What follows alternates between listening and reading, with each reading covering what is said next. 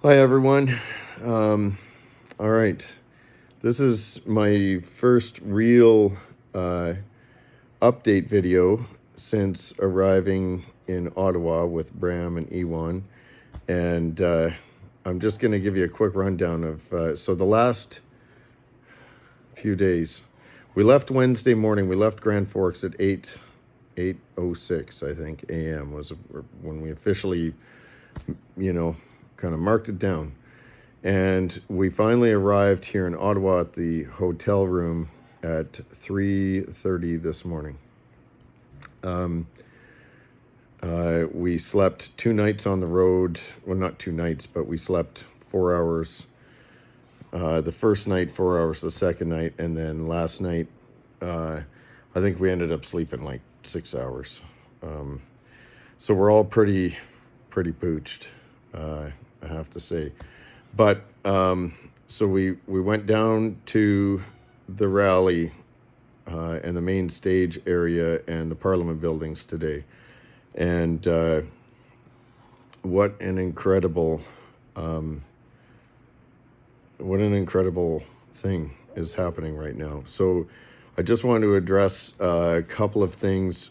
For those of you that heard all the stuff about, there's going to be like, I don't know how many additional police or whatever. The police presence is going to be massive. That may happen. I don't know. Or maybe it is happening and we didn't really see it. But I have to say, in all honesty, I am astonished at how few police are there. And that's not just the Ottawa police, but the RCMP and the Ontario Provincial Police are also on the ground. And I grew up in Calgary, and I remember the police presence just around a hockey game at the Saddle Dome being like 100 times what I saw today.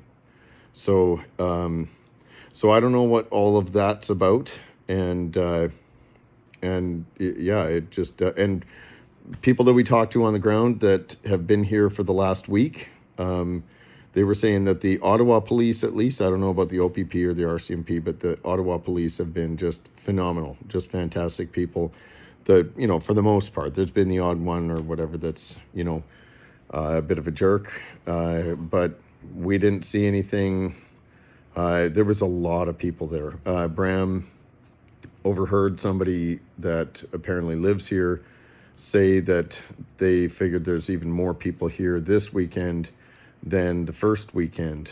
And that says a lot because, it definitely is massive in terms of the scope of how many people. I wouldn't even begin to guess how many people are there, how many people are here in Ottawa to do this.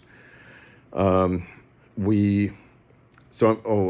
wanted to give you, because I tried to do a bunch of update videos while we were on the road, and my phone, it's probably my cell service through TELUS or Kudo, just won't let me upload videos to Facebook unless they're like only 30 seconds long. So hopefully this is going to work. I've got Wi-Fi here, so I'm going to try and get this up there. But anyways, so I'm going to give you a quick rundown on the road. So we left Wednesday morning at 8:00, 8:06. We got word not long before we planned on hitting the road that there was a rock slide across the highway heading east out by Christina Lake. It had blocked both lanes and there was no getting around it, and that the mountain was still rumbling. So we had to detour back the other direction and up to Kelowna, and then we took the one out there, which surprisingly actually, we were cruising pretty good, but we got to Calgary that first night in pretty decent time. So my sister Christy sprung for pizza at my mom's place, and then we contemplated staying the night, and we figured out how many more hours to Ottawa, and we thought, no, we got to keep pushing on. So we did, and we pushed on. It was through the night, and we ended up getting to Caronport, Saskatchewan, and we stopped at a little motel. There was actually a really nice motel. Bram, you remember the name of that motel in Cairnport? Oh, don't remember. I don't Shoot. remember. It was right on the main drag, right when you come in. The only reason why I want to, actually mention it is because the young lady who, in the morning when we were getting our stuff and checking out, she was super excited that we're going to Ottawa. She asked, and I just and the room was great, and it was really cheap. So if you ever happen to be, Inn. what was it? Pilgrim Inn. That's right. It was the Pilgrim Inn, and I'm sure they were Christians. Super awesome people.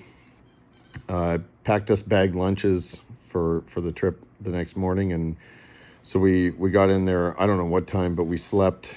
We figured we'll sleep 4 hours and then hit the road again, and so we did. And they gave us our lunches or our breakfasts, I guess, which was actually kind of a neat thing. They had juice and yogurt and fruit and whatever else.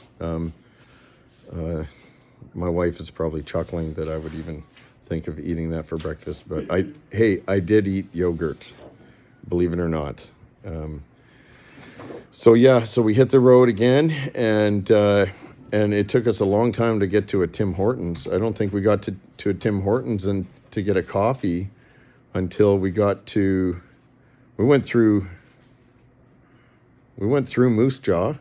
That's right. It was just before Moose Jaw, so we thought we'd get a Tim Hortons in Moose Jaw, and we blinked and we passed through Moose Jaw, and we didn't even realize it, and we didn't see a Tim Hortons. So whatever the next city was, it's all a blur. Anyways, so we ended up getting coffee. We kept on going until, we drove through. Wow. Yeah, so we drove through from Cairnport, Saskatchewan that morning, through the rest of Saskatchewan, then across Manitoba, and just got into Ontario just before Dryden, Ontario, and we went and had dinner with another Canadian hero, Bruce Montague and his wife Donna, and their son-in-law Josh and his wife Katie. Katie is Bruce and Donna's daughter, another Canadian hero. She is as well, an activist from way back, and Bruce was the man who marched across Canada with an action of a firearm, a long gun, back in the days of the long gun registry, and I believe he's responsible for the fact that the Conservatives even took it seriously enough to make it a part of their platform to scrap the long gun registry.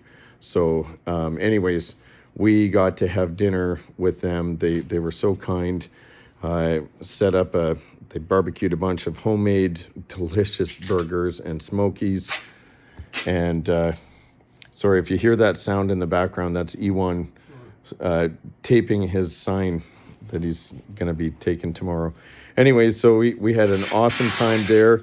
It was brief. We tried to keep it under an hour. I don't think we accomplished that, but we hit the road again, and it was full-on blizzard by the time we got to Ontario. We were leaving Manitoba and coming into Ontario, and could just see the clouds were gray and heavy and looming.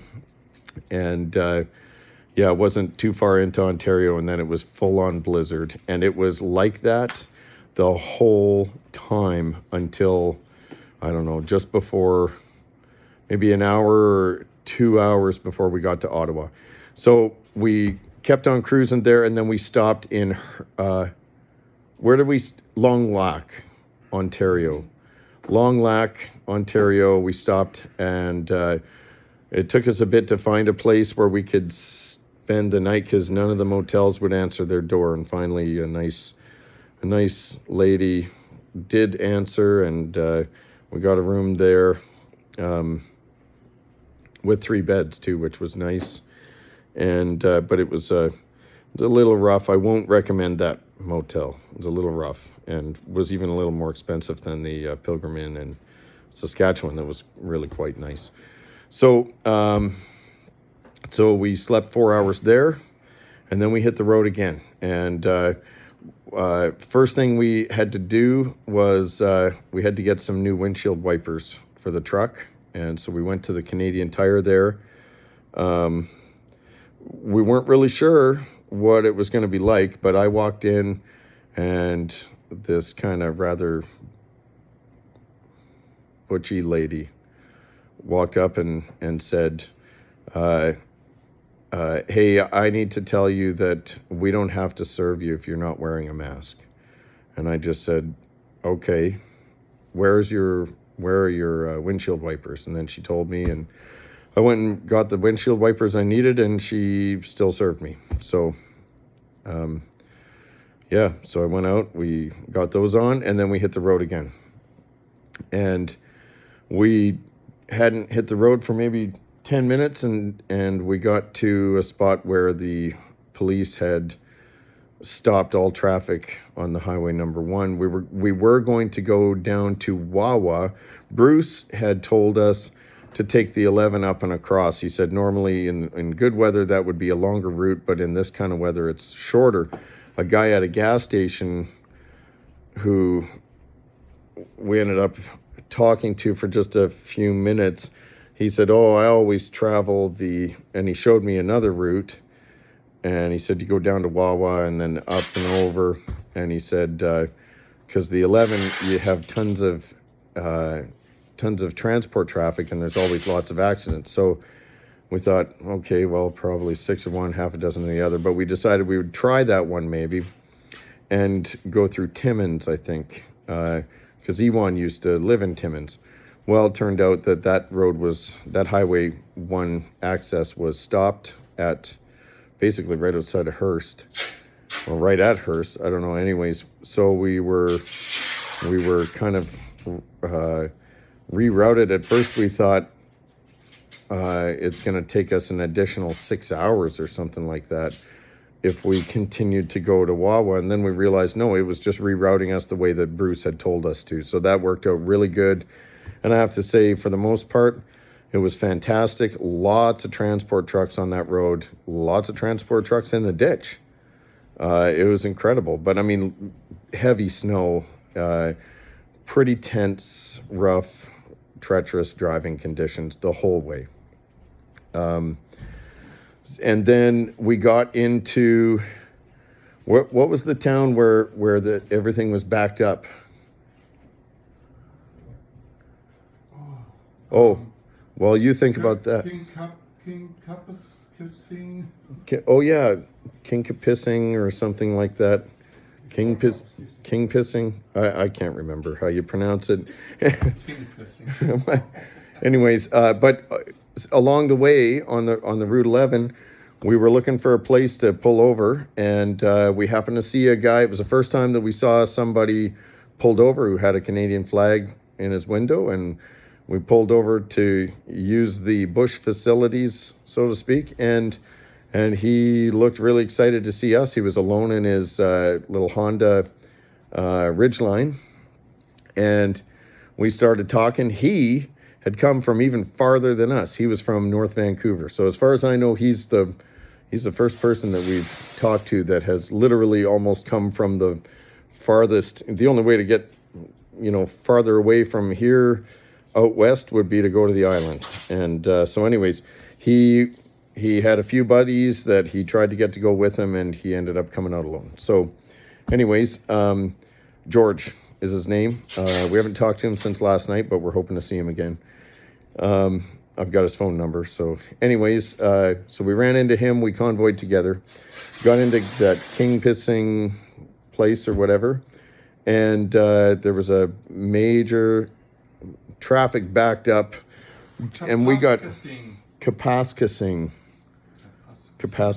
I don't know. Anyways, we made it almost right to the first intersection in that town, and everything was backed up. As a matter of fact, we almost slid into somebody. It was so icy. There had been a truck that jackknifed there, and as far as you could see, big rigs and cars, almost all big rigs, were stopped on the highway.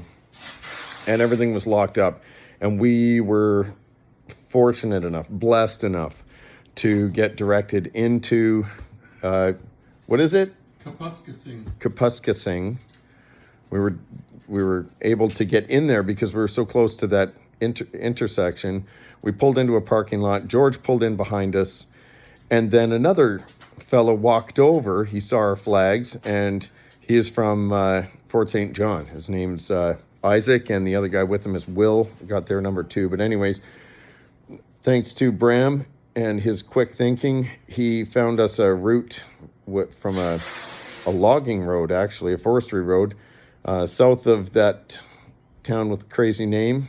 And we ended up going maybe about 10, 15 kilometers down that. It ran sort of parallel with the highway. We came out, and what God had done is he used the accident so we had heard from Isaac that they were telling everybody along that highway, the highway was going to be closed for a minimum of 5 hours. So for 5 hours, they were going to sit there in their pickup truck, and we would have had to sit there or sit there in the town. We found this route, or Bram found this route around, and because it had happened hours earlier, there was nobody on that highway. There was the odd truck coming towards us, but there was nobody going our direction. So the 3 of us vehicles, we just cruised. Like, we were cruising at a really decent rate. And it was clear. I mean, there was a couple of plow trucks ahead of us, and then we eventually caught up to an ambulance. And anyways, we got through that long straight stretch, and I have to say it was a very boring straight stretch, but it was great. It was daytime, daylight, and aside from the wind and the cold, the roads were relatively scraped clean because we were following the plow trucks. And then,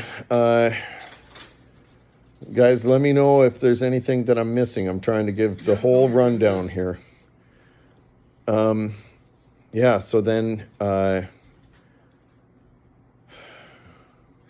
is where it really starts to become blurry. And then, of course, there was the odd time, too, where I was sleeping and Bram was driving, or, Ewan didn't want to drive. He bravely sat in the back seat of my truck the whole way, wouldn't even take the front seat. Just kept offering the front seat to Bram and me because we were driving. And, anyway, so we cruised into Ontario, or cruised through Ontario for hours and hours and hours. Okay, so here's what I will say about that. The next time I hear somebody say that the world is overpopulated, I'm going to smack them. I'm going to smack them really hard.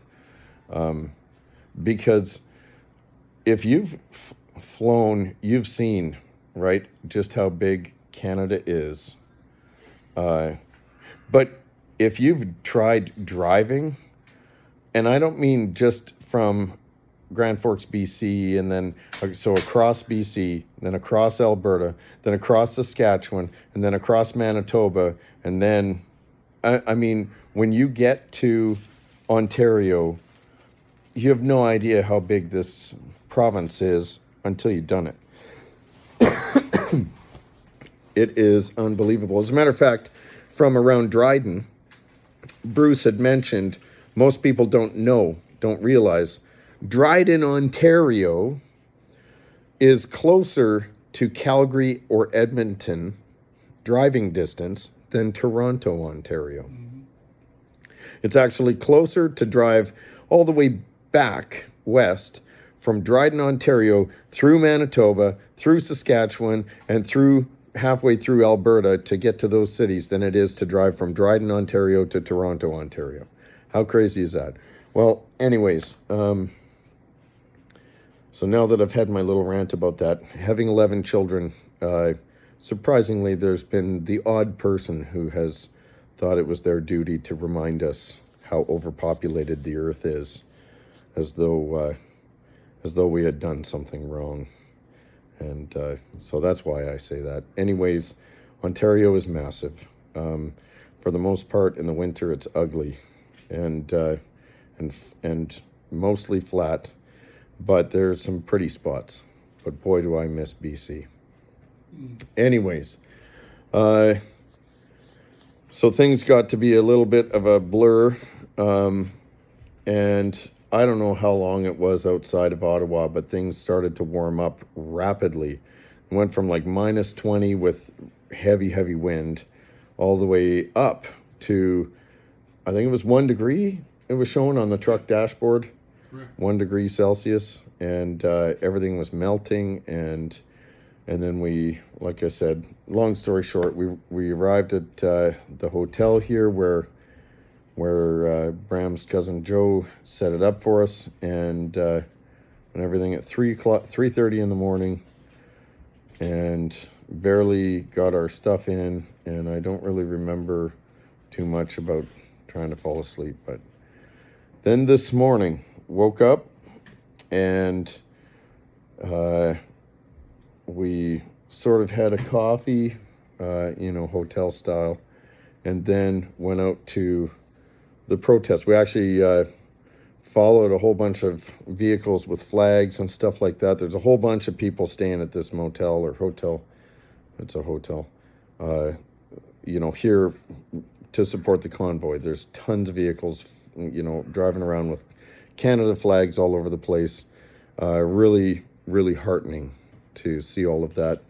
We got downtown, found a great parking spot, actually. There was... surprisingly, somebody must have just left in a public parking spot at some technical school where the parking is free during the weekends. And then we went down, and we were pretty shocked at just how huge the crowds are. And it was just like you hear people talk about, where everybody's so friendly. Everybody's getting along. Like, there was nobody fighting, nobody screaming and yelling and ranting angrily or anything like that. It was good vibes everywhere.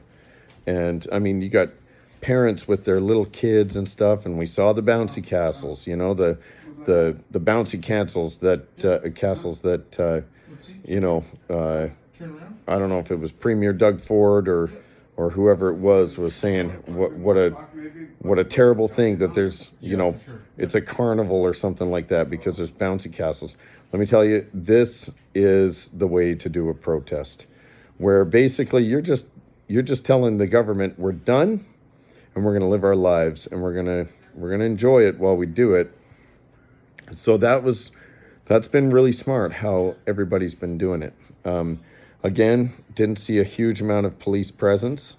The stage setup, boy, it was hard to get anywhere near that stage for the talks from Brian Peckford. He's the last remaining framer of the Constitution Act and the Charter of Rights and Freedoms. He spoke. It was really hard to hear him. They really need a better sound system there. Because unless you're right up at the stage, it's very hard to hear. What else? So we heard from Brian Peckford. We heard from Dr. Hodkinson. What's the name of that other doctor? Oh, I forget his name. Anyways, there was a couple of doctors on, including Dr. Hodkinson.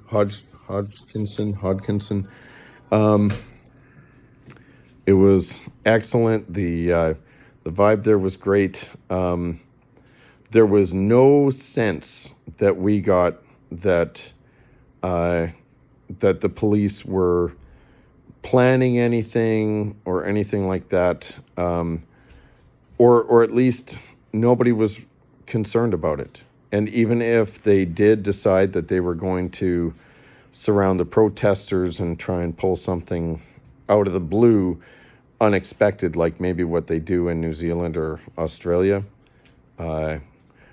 nobody seemed to be concerned about that at all. So we came down with, kind of this this idea that, okay, we could be stepping into some pretty serious stuff. Like just before we got to Ottawa, we thought, okay, we got all these jerry cans of gas in the back of the truck. They're calling us terrorists, like the mainstream media and Trudeau, implies it, at the very least, because we support the trucker convoy and everything, and just the freedom movement in general. So we were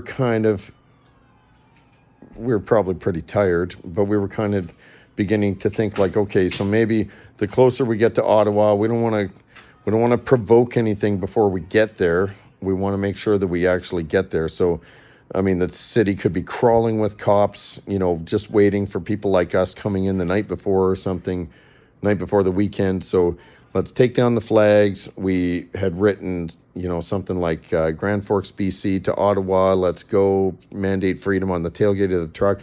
We took some snow. We wiped all that off, and gassed up the truck with as much as, out of the gas cans that we could fit in. And then we ended up putting the gas cans in some garbage bags this morning. But we were concerned, like what if, your brain goes all over the place, right? We just didn't want to end up, having to face getting arrested or whatever before we even got to the rallying point for the Freedom Rally and the Parliament buildings and everything else, because I have obligated myself. I'm going to be reading your notes or your letters or your statements on Parliament Hill with a bullhorn, and I want to make sure that I do that. Then if I get arrested, well, for some reason, then so be it. I don't think it's going to happen though, but you never know. Anyways, so that was our kind of general sense when we first came in, is we didn't know what we were coming into. You hear all kinds of stuff. Let me tell you, when we woke up this morning and went down there, it was a completely different vibe than I think what we were expecting. And I don't know if that means that it's all been overstated, or because I know how people in government and in media are really trying to paint this movement. But what we saw today was beautiful. It was beautiful. It was inspiring. There is absolutely no doubt in my mind that we are making ground in the freedom movement. We're gaining ground in big ways. And then because we've been on the road and everything, I have not been keeping up on what's going on. And by the way, I'll take this for anyone who's still with me. Let me just say that if you texted me, messaged me, emailed me, tried to call me or anything like that, and I didn't get back to you, I may not have even listened to your voicemail yet. I may not have even read your text message or your message on Messenger or anything yet. Please understand, my phone blew up starting on Wednesday, and I most of the time I was driving, I couldn't keep up to it, and I'm so mentally exhausted right now. I couldn't even handle it, even just to read it all or whatever. So my apologies if you tried to reach out to me, and I just want to say again, thank you for all your love and support and prayers and everything for us to get here. And yeah, we do hope to make you proud and represent you well, for everyone who, really wants us to go on their behalf, because I know not everybody can go, and we're really blessed that we can go and be here. Let me encourage you that if you're still on the fence about coming, so some of the people that we talked to today that have been here all week, and they were actually leaving tonight to go back home, they were saying when they really need people here is during the week. The weekends, people flood in from all over the place. It's during the week that the numbers drastically diminish. People go back to their lives, they go back to work, And that's when they're a lot more vulnerable. And so if you are considering taking some time to come out for a week or two or three or whatever until it, whatever it happens to be, even just a couple of days, if you live out here, maybe that's a lot more feasible. Apparently it's relatively easy to get a hotel room or an Airbnb or something during the week. Not so easy on the weekend. In fact, everything was booked up for the weekend, from what we hear. And that was what we were told by the hotel people. But I would say it would be worth it for you to come. This is probably one of the biggest events in recent human history, like by far, bar none. We are inspiring the world. And what's happening down here right now is Canadians, regular Canadians like you and me, are standing up to tyranny on Parliament Hill and telling the Trudeau government, we're done. And yes, there are a lot of ins and outs and nuances and everything and all the politics and everything. None of that matters, because really what it's about is about the people standing up for what's right and true. And anyways, so we also heard something about a Jericho march. For those of you that are Christians or Bible believers, or even just read the Bible, you probably know about the story of Jericho, how God told Joshua, go march around Jericho, lead the Israelis around the city of Jericho 7 times, 7 days. On the last day, march around 7 times, and then blow the trumpets, and that's when the walls of Jericho fell. So there is a Jericho march. I overheard somebody talking about it today. And just a little while ago, I talked to Carolyn on the phone, and she mentioned it. So we're going to try, and apparently that's happening every day. I'm going to try and find out about that, and we'll be there for that. Also, good brother in the Lord, Isaac. He's a trucker himself. He knows everybody. He's related to everybody. Hi, Isaac. I'm sure he's watching this when this is uploaded. Anyways, Isaac put us in touch with Herbert Hildebrandt. So I talked to Herbert about connecting with Pastor Henry Hildebrandt. I'm sure many of you are aware who he is. He's doing a church service down there at the main stage area under the big flag at the crane in front of Parliament building. He's leading a church service at 10:30 a.m. tomorrow morning, so we're going down for that too. We also have to leave this hotel room tomorrow. We have to check out.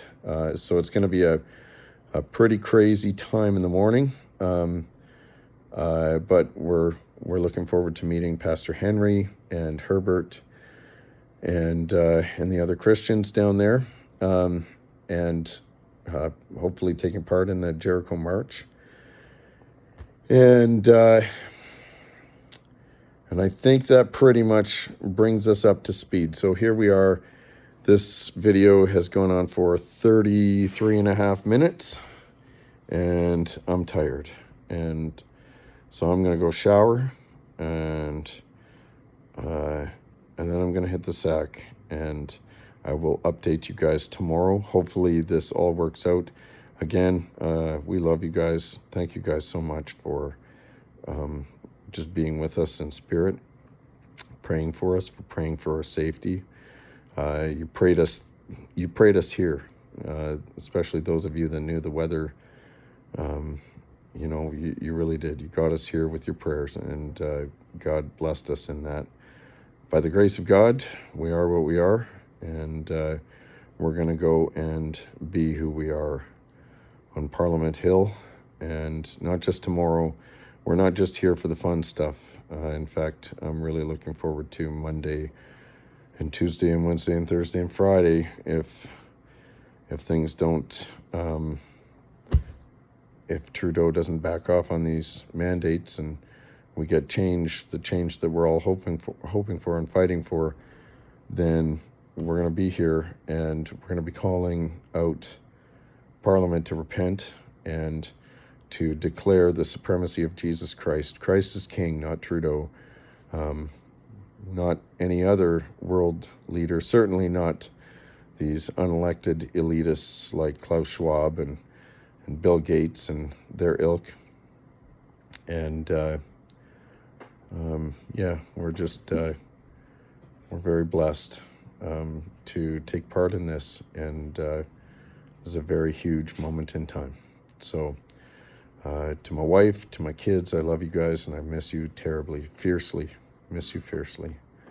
And I know Ewan misses Maricela, Bram misses Andrea and Kyla, and we look forward to when we can come home. But for the time being, we are here to stand for Christ, for truth, righteousness, justice, represent you guys, and support the freedom movement. So God bless you guys, and all our love, and thank you again for everything.